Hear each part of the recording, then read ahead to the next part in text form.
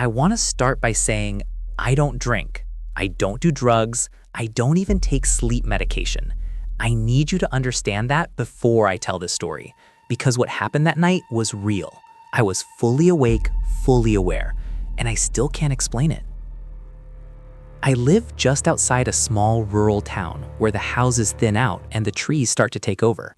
My best friend, Caleb, lives even farther out, down a long stretch of back road that curves through thick woods before opening into a small clearing where a handful of homes sit far apart from each other.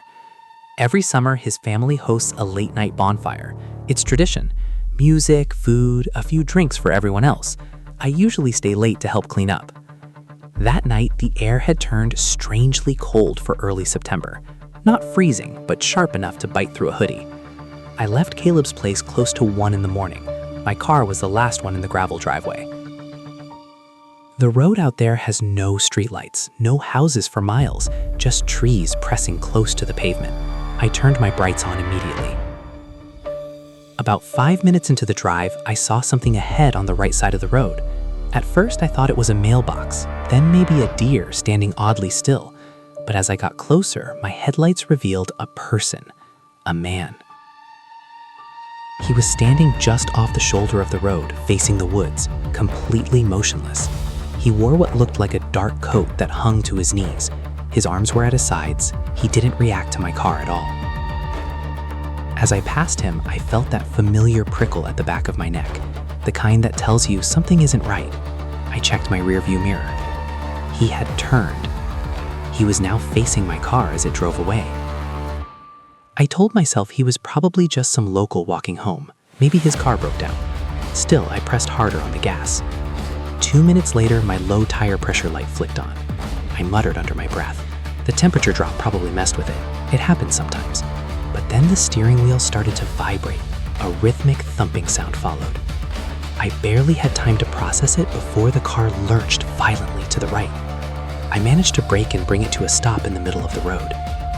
Silence swallowed everything. No wind, no insects, no distant highway hum, just stillness. I grabbed my phone and stepped out, using the flashlight to check the tires. All 4 were flat. Not just flat, shredded.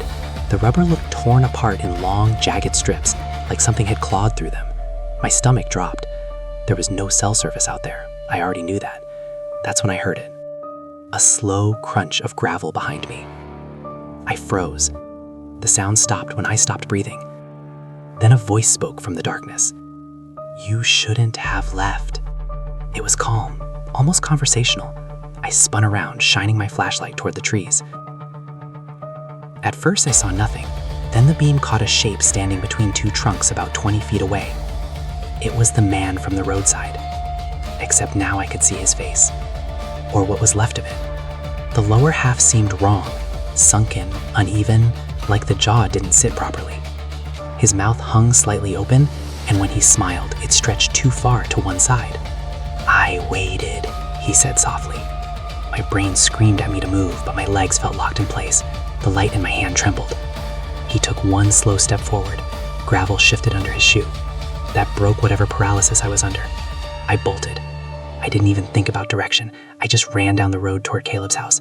My shoe slapped against the pavement, echoing too loudly in the night. Behind me, I heard footsteps, not running, walking, measured, unhurried, like he knew something I didn't. I didn't look back. I couldn't.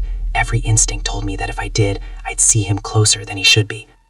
The clearing finally came into view. Caleb's house lights were still on. I sprinted up the driveway and started pounding on the door so hard my fists hurt.